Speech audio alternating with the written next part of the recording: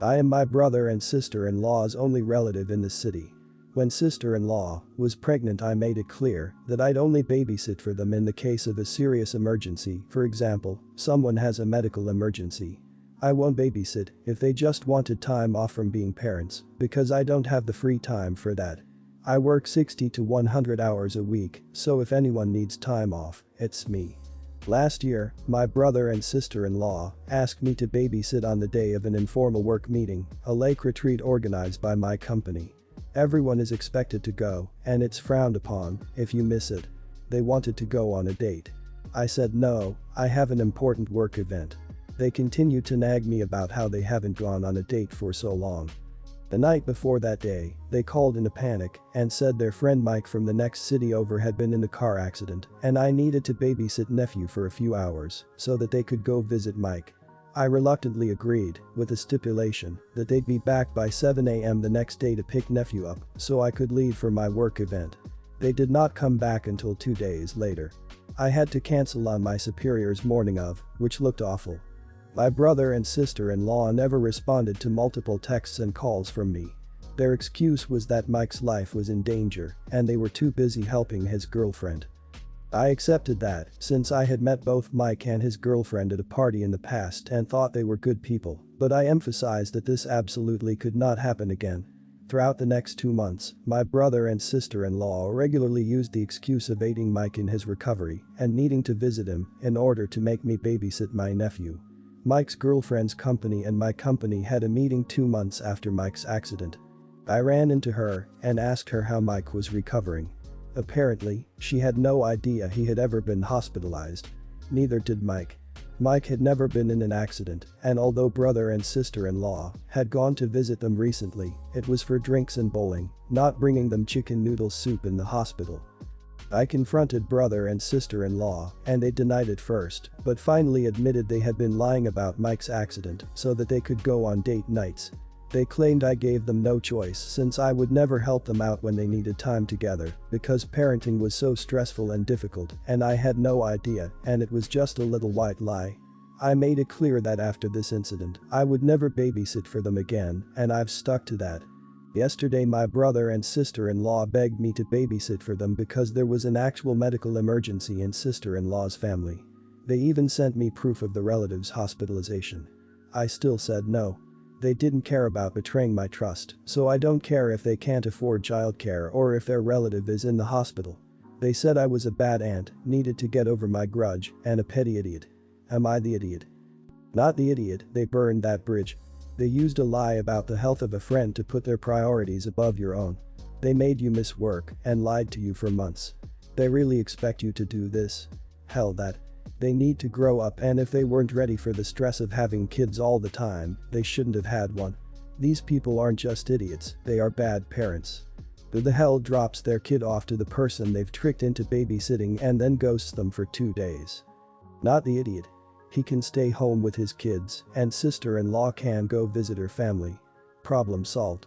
They were due back by a certain time but showed up 2 days later. What the hell? Screwing with your job or livelihood is unforgivable. Then, not only did they lie initially about someone's life being on the line, they continued to lie repeatedly. There is no justifying any of that. These are their children. Welcome them to life as a parent. Being an aunt doesn't mean you agree to take the kids every time the parents want to go out. Your relationship with their kids is not for exploitation purposes. Not the idiot, there are such things as professional nanny services. You call them and they send you a nanny who has had a criminal record check and background check for working with kids. Often they even have a teaching or early childhood education. They cost more than the teenager next door, but they are professionals and can be relied on. There is probably a service in every North American city of any size. I imagine this because there is one in the somewhat small city I used to live in. My daughter turns 11 in about 6 weeks. She has been begging for a Nintendo Switch. Due to poor grades and an overall bad attitude, we decided not to get a Switch. Money isn't the issue, it's her behavior. She acts very entitled and she's lying left and right. I just don't feel now is the right time for a Switch. The theft. On Easter, we, my husband, our kids, and myself, are at my husband's aunt and uncle's house. Aunt and uncle have 2 adult children, one of whom is mentally delayed. We'll call her cousin. She functions about a 10-year-old level, but is in her 40s. She lives in an assisted living apartment and has a job where she gets paid about $5 a week, so she doesn't get many upscale things unless they are a gift. Well, cousin had an old Game Boy that she saved up to buy and was playing while we were there. She eventually set it down and moved on to playing a board game with us while the kids ran around playing. Well, this is where it goes to hell in a handbag. My kid decided to be an epic turd and took the Game Boy. She snuck it out of aunt and uncle's by asking if she could go to our car to look for a book she had brought and stashed it in the glove box. She proceeded to hide the fact that she had the Game Boy for several days, even after being asked where she last saw it, her opening to come clean when aunt and uncle called and asked if we had seen where cousin might have left it. Due to cousin's challenges, she was utterly distraught over her missing Game Boy. It's one of the few forms of entertainment she has, and she worked hard to have it. I'm disappointed about the thievery, but I'm even more upset over my kid's attitude about being caught. I only found out about it because her sisters ratted her out. Even then she absolutely refused to tell me the truth and tried to pin it on her sisters. It wasn't until I sat there and thought about it that I knew she was lying to me. Once I told her I knew it had to be her because of examine your zipper did she finally confess. Her behavior only got worse from there. She refused to apologize when uncle and cousin came by to get the Game Boy and had the balls to act like she was the one being wronged. I feel like I need to drop the hammer on her and send the message home that stealing is not okay. I think that purchasing the Switch, with my daughter's help from money she would earn by doing extra chores and having her give it to cousin, might be a good way to deliver that message while simultaneously giving cousin a nice upgrade to make amends. I mentioned this to a friend and they said this would be an idiot move because birthday. I don't really think that matters, but the comment was enough to make me question myself. What do you think? Not the idiot. But don't make her give the gift. Gifts should be freely given, never forced. Let her know you are giving cousin the present you were going to get for her because of her bad behavior and how her behavior hurt cousin. Don't make her give it directly or even witness the gift giving if she can't behave, or else her salty feelings will confuse cousin and possibly make cousin feel bad. Cousin should get to enjoy her gift without worrying about what your daughter thinks. Act to a gift is given freely. Hope this helps and good luck. Being strict now will probably save you a lot of heartache in future. Everyone's the idiot here. Let her learn a lesson. Definitely. But for God's sake, not on her birthday. And don't lie to her the same way, acting as if she's working for the Switch only to take it away later. That'll break her trust, and after all, she's only a child. I'd rather go for something like, I don't favor the idea of you getting a Switch, you misbehaved. Therefore you'll have to work for it yourself and do XY social activity, something that's easy to do where you live. Clean a littered part of a forest together, help out with something. No idiots here, your daughter is screaming for help with her behavior. Don't buy her a Switch, don't buy anyone a Switch. Get some support and get it quickly so your daughter can go through secondary school with a decent plan and plan to help her through it. Could it be the looming secondary or high school event is causing her a lot of mental distress and worry? Maybe. Do you need to help her through that without laying the emotional smackdown? Definitely. As I said. No idiot here, just a crappy situation and a child who needs help from her family. My sister, 28, and her husband came home too with my parents and I, 21, for the holiday. Her kids are 8 and 6. A couple of nights before Thanksgiving, my sister went to a concert with her husband and left the kids with my parents. My parents decided they wanted to go to a dinner party, and they just left in the evening and left the kids there with me. I was not asked to watch the kids, I hate kids. They just told me they were going out and left them in the living room. My sister's kids are at an age where they're loud and hyperactive together. You can't just put a movie on for a time and leave them. I'm in my last year of school and I actually didn't go hang out with some friends so that I could study. So when I noticed this, I just left them alone. I went to my room to study and locked the door.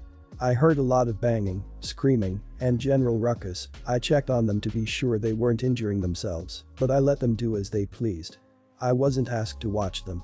They ended up causing quite a bit of damage. They broke the TV, I think by throwing stuff at it. They got into my mom's oil paints and smeared them everywhere. Oil paint was on the curtains, walls, sofa, rugs, ceiling everywhere. They had dog food thrown everywhere. Luckily the dog himself was with me, water and juice spilled everywhere in the kitchen. It was a wreck. Honestly, I laughed. However, get this, my mom expects me to pay for the damages. She said I was an idiot for not just studying downstairs and watching the kids. I was not asked to watch them. I told her she should ask my sister for the money. They are her kids. My whole family has been fighting about this for several days. Whatever the outcome, I want to show them this thread to prove that I am not responsible for my sister's banshee. Settle the familial dispute by showing them this thread. But on the off chance, am I the idiot? Everyone's the idiot here, except for your sister and her husband. The kids are idiots because 8 and 6 are old enough to know some things, like smearing paint everywhere and throwing things at the TV, are just not okay. Your parents are idiots for just leaving and not asking you to watch the kids. And you are an idiot for hearing the chaos, choosing to ignore it, and then laughing about the damages. Your sister and her husband do not idiots because they asked your parents to watch the kids and expected them to be appropriately supervised. You're the idiot. You're the only adult in the house with a couple of kids. No, you shouldn't have been put in that situation without your consent. But once it's been forced upon you, it is extremely selfish and irresponsible to let the kids destroy things. What if they had gotten seriously hurt or started a fire or something more serious than damaging a TV? Being an adult sometimes means being responsible when you don't want to be. Especially when family is involved. Not the idiot. This is way more straightforward than people are making it out to be. You can't just leave children with someone, whoever they might be to you. They didn't accept responsibility. The people or person leaving them just dumped the kids there. Expecting you to take responsibility is ridiculous. Your parents are responsible and should be the ones to pay for everything. They were supposed to watch the kids and then didn't. Tell your mother how unreasonable and selfish she is being. My husband Dean, 29, and I, 26, have a wonderful little girl Lisa and she's 4. I'm a musician by trade, so my work has pretty much stopped and my husband has been working a lot the past few months. I'm basically at home all the time with Lisa and she is missing her dad a lot as she's his double and 100% a daddy's girl. Anyway, I met up with my sister Rose, 32, recently and we ended up visiting a toy store. I saw this male doll which looked a lot like Dean and I decided to buy it for Lisa so that she'd always have a reminder of her daddy. Rose was miffed by this and demanded I buy my niece Flora, also 4, a doll. For years Rose has been trying to basically force me to treat her daughter the same or better than my own. Here are some examples of her behavior. There are only 5 months between the girls and I've had to deal with Rose being weird about that fact for years and during my pregnancy. Lisa is my second daughter as I had a stillborn daughter in late 2014 at 20 and it broke me. Rose witnessed this and when she announced her pregnancy, she was horrible and said that she was expecting the first grandchild, saying my daughter didn't count as she died, whilst our parents and family said it was the second grandchild.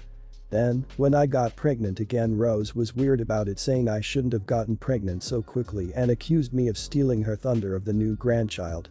There have been some other occasions where she just expects our kids to share everything or make everything about Flora for being the first grandchild and I've just had to put up with it. Anyway, Rose kept on insisting and I just snapped and said no. I am sick of you pushing your kid onto me and basically making my one take a backseat. I'm buying my kid a doll literally to make her happy cause she's missing her daddy. Buy your own kid a freaking toy. I ended up buying the toy and walking off. She went tattling to her parents adding dramatic flair to the story calling me a massive idiot for refusing to buy my niece a toy.